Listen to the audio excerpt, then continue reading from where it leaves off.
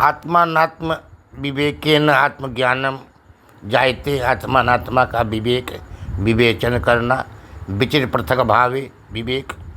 स आत्मा क इति चेत, स आत्मा क इति चेत, स आत्मा क इति चेत। सुनो, आत्मा शरीरत्रय विलक्षणों अवस्थात्रय साक्षी पंचकोश व्यतिरिक्त सच्चिदानंद लक्षण। अनात्मा तो शरीरत्रयम्, अनात्मा तो शरीरत्रयम् तस्य किं लक्षणमिति उक्तिते अनित्य जड़ दुख रूपत्वं तच्च शरीरत्रयम् व्यष्टि समष्ट्यात्मकम्। शरीरत्रय भी व्यष्टि और समष्टि के भेद से। व्यष्टि समष्टि लक्षणम प्रथम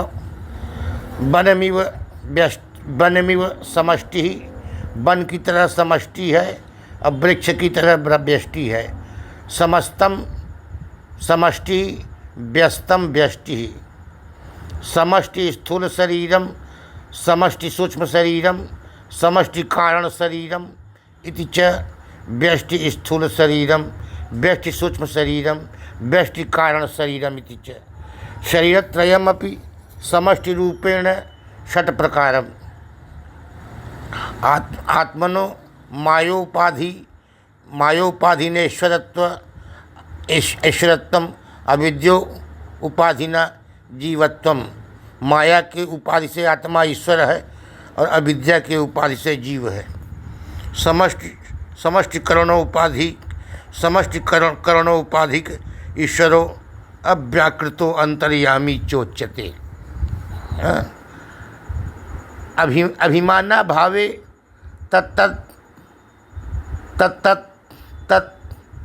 तन्मूर्त्या सृष्ट्यादिकं कर्तुं न शक्यते।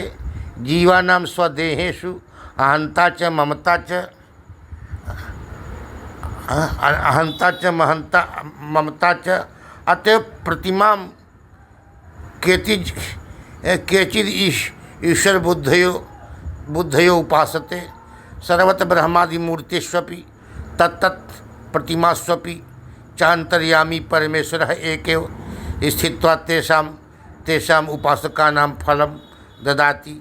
मूढ़ो ईश्वरस्य सर्वात्मकत्वं विचार्य तत्रेश्वराः बहवो भिन्न भिन्नतया वर्तन्ते इति मत्वा अन्योन्यं कलहायन्ते। एक दूसरे से लड़ते हैं। बहिर्मुखानपि शनैः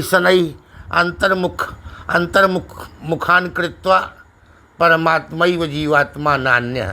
परमात्मा ही जीवात्मा। व्यष्टि कारण शरीरोपहितस्य परमात्मन एव प्राज्ञः।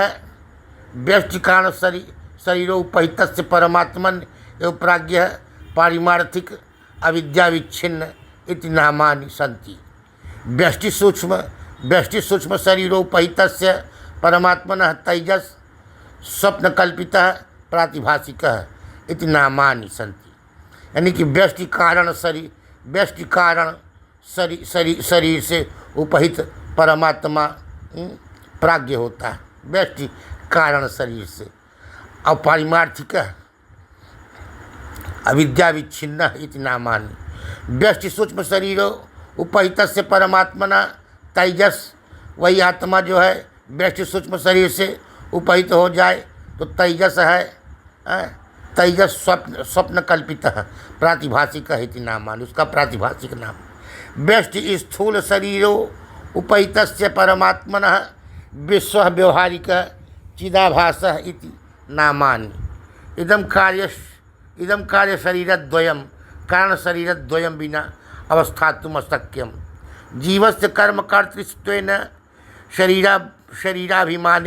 शरीराभिमानाभावे जीवस्य तत्कर्म कर्तृत्वं न उपपद्यते। तदभावे शरीरमपि न उत्पद्यते। शरीराभावे जीवत्वमेव न संभवति। यथैकस्यैव देवदत्तस्य पुत्रपौत्र उपाधिभ्यां पितेति पिता महेति च नामद्वयमपि।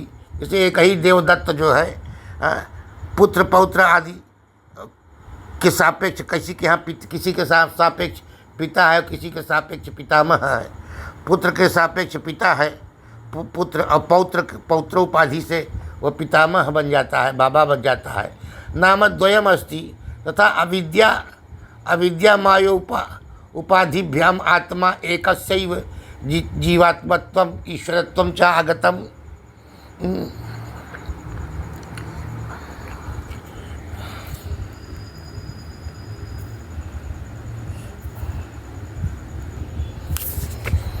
राजा गच्छति इति वाक्येषु वाक्यार्थे मुख्य वृत्ति नीलम उत्पलम इति वाक्यार्थे अग्निर्माणवकः इत्यादौ गुणवृत्ति लक्षणावृत्तिश्च त्रिविधा जहल्लक्षणा अजहल्लक्षणा जहदलक्षणा। लक्षणा भी तीन प्रकार से, जहदलक्षणा जहोत्यागे, जहल्लक्षणा त्याग लक्षणा, अजहल्लक्षणा अत्याग लक्षणा, जहदहद लक्षणा। कुछ त्यागा कुछ पकड़ा। गंगायां घोषः प्रतिवसति सोणो धावति स्वयं देवदत्तः इति क्रमेण लक्षणावत् तृतीयस्य उदाहरण वाक्यानि।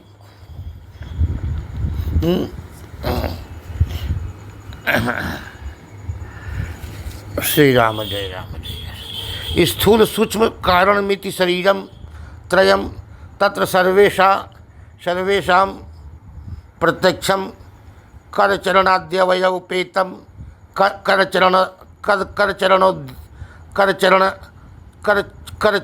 करचरणाद्यवयोपेतम स्तंभवत् वर्तमानम यत् स्थूल शरीरम करचरणादि अवयवों से युक्त जो स्तंभ की तरह खड़ा है वह स्थूल शरीर है। स्थूल शरीरम शतदशावयवकम सूक्ष्म शरीरम पंच कर्मेंद्री पंच ज्ञानेन्द्री पंच प्राणादि 17 मिलकर के सूक्ष्म शरीरम। अज्ञानमेव कारण शरीरम एतेषां क्षीयते क्षीयति इति व्युत्पत्त्या शरीरम इति नाम। ये नष्ट होता है, शीर्ण होता है, जीर्ण शीर्ण होता है, इसलिए इसका नाम शरीर है। तथा इदम स्थूल शरीरम शरीरस्याभावे क्षीयते अन्य विद्यमाने अपि व्याधिना क्षीयते तद अभावे अपि वया परिणामेन क्षीयते। रोग से क्षीण होगा, न आयु अधिक होने से क्षीण होगा। पल्लम इव सूक्ष्म शरीरम अपि कदाचित वर्धते कदाचित क्षीयते। रागद्वेषाद्यन्तःकरण वृत्ति विजृंभणमेव सूक्ष्म शरीरम। रागद्वेषादि वृत्ति का विजृंभण उपबृंहण ये सूक्ष्म शरीर है।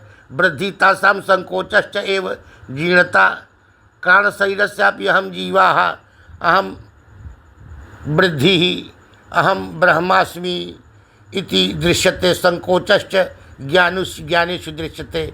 एवं शरीरत्रयस्यापि जराया दर्शनेन शरीरम इति नाम। एतेषां देहः इति नाम। दह्यते इति व्युत्पत्त्या इति देहः जो जला दिया जाए, दाह संस्कार जिसका हो। ननु लोके सर्वेपि स्थूल देहो अग्निना दह्यते सूक्ष्म शरीरम कारण शरीरम च न कदाचिदपि अग्निना दह्यते तत्कथमिति तेषां देहत्वमिति चेत। तब देहत्व कैसे होगा जब अग्नि से नहीं दहन होता।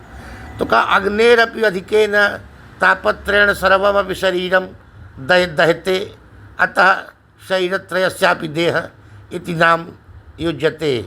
स्थूल शरीरस्य स्तंभवत् स्थूल भूतकार्यत्वे स्थूलत्वं सूक्ष्म शरीरस्य स्थूल शरीरवत् स्थूलत्वाभावात् सूक्ष्म भूतजन्यत्वाच्च सूक्ष्मत्वं लीनं शब्दाद्यर्थं गमयति इति लिंग शरीरम। नामस्यागता आगतमिति चेत् स्थूल सूक्ष्म शरीर द्वय कारणस्य कारण शरीरमिति नाम। हे स्वामिन् पूर्वं स्थूलं सूक्ष्ममिति शरीरद्वयमपि पंचभूतेभ्यो उत्थितमित्युक्तम्। इदानीं कारण शरीरात् उत्थितमिति कथमिति चेत् अध्यारोप अध्यारोप सृष्टौ तथा पंचभूतोत्थितमित्युक्तौ तत्तथैव आत्मनः शरीरतत्त्वे अज्ञानं कारणमिति युगपद सृष्टौ सर्वस्यापि जगतो अज्ञानमेव कारणमिति कृत्वा शरीरद्वयं द्वयस्यापि अज्ञानमेव कारणमित्युक्तम्।